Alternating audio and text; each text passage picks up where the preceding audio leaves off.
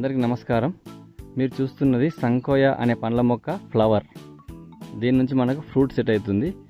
అసలు ఈ సంకోయ పండ్ల మొక్క అంటే ఏంటిదంటే, ఇది చూడండి, లీవ్స్ డిఫరెంట్గా ఉన్నాయి, కానీ ఇది మన సీతాఫల్ ఫ్యామిలీకి సంబంధించింది, అంటే అన్నోనేస్ ఫ్యామిలీకి చెందింది. లీవ్స్ చూడండి, చాలా పెద్దగా ఉంటాయి, డిఫరెంట్గా ఉంటాయి.